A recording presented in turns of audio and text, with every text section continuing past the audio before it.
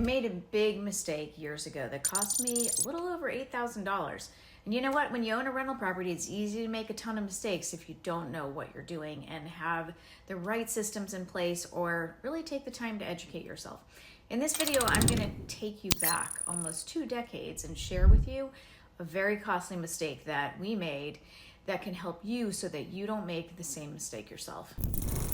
For those of you that don't know me, my name is Sue Richey. I'm the co-owner of Ritchie Property Management here in Northern Virginia, and my husband and I have started that company back in 2006, and now we manage about 1,000 residential properties, which you probably know.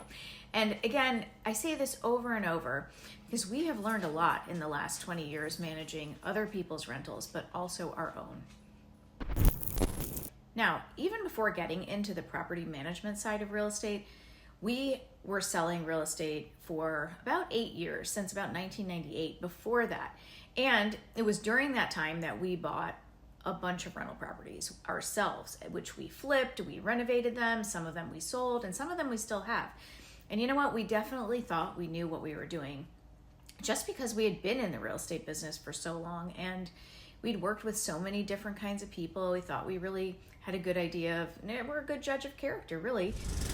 But we learned that managing rental property is very, very different than selling real estate. And we really had a lot to learn that we didn't know. Okay, so let me tell you about the situation that we were dealing with.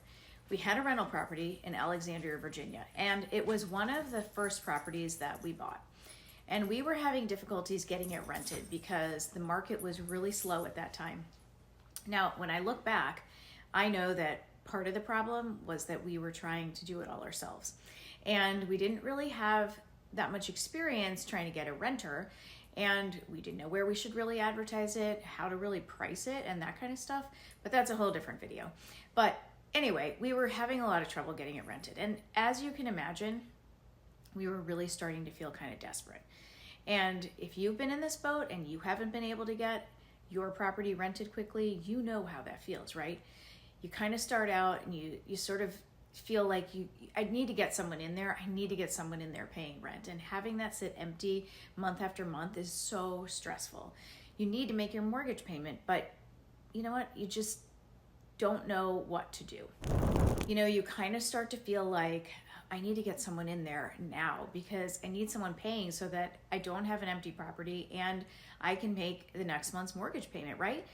But as we definitely know now, that getting someone in there, just to have someone in there, is not the right thing. You need to get the right person in there. So we finally get someone who's interested, and we were beyond excited. Let's just hope that this applicant has a good application. We crossed our fingers. And now, again, almost 2 decades ago, we definitely did not have an application screening process like we do today. And we really didn't even have a real process, to be honest. We used a standard application from our realtor board and we did some of the basics, but not a lot more. So let's talk about what a good application should be. In our opinion, a good credit score should be as close to 800 as possible. Generally, the monthly income should be about 3 times the monthly rent. You should have proof of employment, and you should be able to verify the income as well. You want to get pay stubs and proof that they're actually earning what they say they earn. And you want to talk to a previous landlord references. So all of these things were things that we needed to do. Didn't really do them though. Okay, so let's talk about the candidate that we had for this property. The credit was very borderline, and if I remember it right, it was probably in the 600s or so. But of course, the applicant had lost their job, and she told us all kinds of stories and things like that, and gave us those sob stories, you know what I mean? And you want to give someone a break because life can be hard, and it gets stressful. And of course, we had to look out for ourselves because we had no money coming in. So you want to be nice, but you really have to get the facts. And we had heard the story that she had. The income was okay, and it wasn't as good as we would like, but it was sufficient. She had a job, but we didn't actually verify that how much she really made. And the tenant didn't really provide information at first on the previous landlord. And so after asking over and over for it, we got the information, but we could never get that landlord on the phone.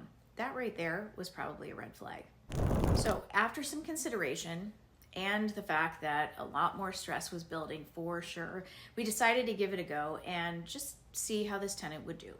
So we went ahead and we approved her, and we just decided to let her move in, and this is exactly where the problems started happening. So before someone can move in, we knew that we had to collect the first month's rent and a security deposit, right? Knowing what we know about it now and what we know about this applicant, we never would have approved her now. And we would have certainly at least asked for a double security deposit, which is the maximum you can ask for in Virginia. But then at the time, we didn't know, and we just asked for 1 month deposit. So she started to come up with some different excuses of why she didn't have all the money at once to pay the rent and the deposit. But she did pay the rent and said that she'd pay the security deposit over the next several months, and we agreed to that. And again, we were just happy to have that 1 full month's rent in our hand, which meant we would cover most of our mortgage payment, and that was a big relief. Luckily, though, we were smart enough that we had some reserves, like we tell landlords to have, because you never know what will happen and you don't know how long a property will be vacant. But because this took so long, we depleted our reserves, so that first month's rent, made us really, really happy.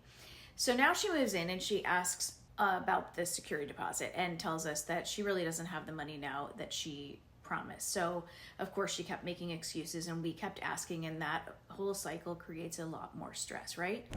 She would tell us that she would have it to us by the following week, and so on, and this just continued and became a pattern, and it went on and on and on.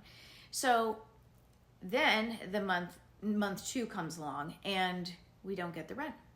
And again, the tenant is saying, oh, I'll get it to you next week, and keeps making excuses. We keep calling, and the same thing goes on the next month. And finally, we realize we have a problem on our hand, and we really need to start looking for someone and a way to get her out. And in the meantime, the previous landlord calls us, and he gives us a terrible review for this tenant. And so now we are positive we need to figure out how to evict her. All of this, as you can imagine, has gotten even more stressful than just not having had the rent come in the first place.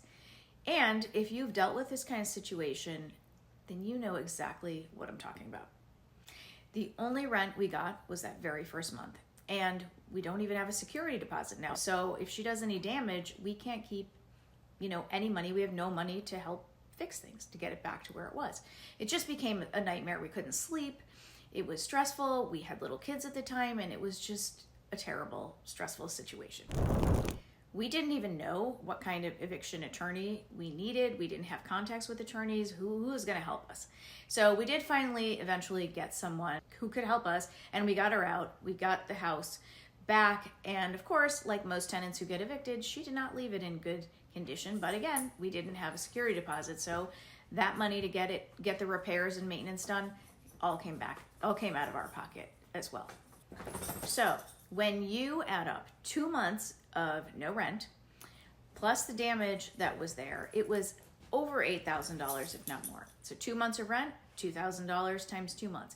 The cost of the eviction, about $1,500. The vacancy during that time, about $2,000. And the property damage and the repairs we had to do out of our pocket, about $1,000. So all of that adds up to about $8,500. And that's all because we didn't speak with the previous landlord, because we didn't have a really good screening process or rules, and we didn't stick to any of it. Basically, we had to start all over again now, and it was pretty sad. It was kind of depressing, actually, and it made us wonder whether we even wanted to own rental property at all. There was something we always knew that this was something we always wanted to do, to invest in real estate, and because we knew it was a good thing to invest in. But having had this as one of our very early experiences as a landlord, we really just weren't sure now. We definitely learned a lot of lessons in this process, though, and there are a few I want to share with you. First, speak with the current or the previous landlord, because they will tell you a lot. Ask them, was the rent paid on time? Ask them how the tenant took care of the property. Ask them if they would rent to this tenant again. And then ask them if that tenant got their security deposit back. Those are critical questions, and those are the kinds of things that will give you some insight as to what kind of tenant this person is going to be for you. Second, you want to have a process that you stick with every time. We definitely didn't have this. When you have a good process, this is going to eliminate lawsuits, stressful situations. You recognize patterns of behavior, and you'll be able to see red flags, and you'll pay attention, and you'll see things over and over and over again. And so you'll know which tenants are the ones you want and which ones are the ones you don't want. So keep consistent with that screening process and the rules, and you're going to have a lot better outcome. And lastly, trust your gut. If something doesn't feel right, then wait. If the results you're getting back aren't ideal, then wait. Being thorough isn't being paranoid, it's being smart. You want to see the warning signs, you want to pay attention to that, do that, because it's worth your time to wait for a great tenant. So the bottom line here is that, look, no one wants to wait and wait and wait for a great tenant, but if you're impatient and if you're in a market that's slow and it's taking longer than normal to get a tenant, then plan for that in advance, but don't rush and just take the next person that comes along. In my course about getting great tenants, which you can find here, I talk about why great tenant screening means fewer problems. Taking the time to do it right is so important. And you know what? We're real estate investors just like you, and we have learned a lot from the situation that I just talked about. When I look back at this ordeal, it's a good thing though that we didn't give up. You know what? We decided that owning real estate is a great thing, and it definitely has turned out to be for us. Over the last 20 years, we took time to invest in ourselves and our education, and we realized that property management is very different than selling real estate or not being in the industry at all. It's a lot more litigious too. And it made us a lot better at what we do, quite honestly. And this whole experience was an expensive education for sure, but it was definitely a learning experience. Since then, we've placed hundreds and hundreds of tenants into properties very successfully using the 10-step process that I teach in my course. And I can speak from experience and not just theory. I definitely feel your pain, and I have worked really hard to do a darn good job for ourselves and our rental properties and for the thousands of clients that we serve. So I hope that you'll learn from the mistakes I made long ago and don't skip that calling that previous landlord or take the shortcuts in the process. Take control of your tenant screening process because it really is protecting one of the biggest assets that you have. And if you want to learn more and get the complete process that we use today, then again, you can get my mini course on how to get great tenants and avoid the bad ones. You can get that here, and I'll put the link in the description below. So thanks again for watching, and if you've had tenant nightmare stories, please drop them in the comments below and share with others, because that's how we all learn. And I hope you'll subscribe to our channel if you want other good information and stories that could help you in your landlord journey. So thanks again. I'll see you next time.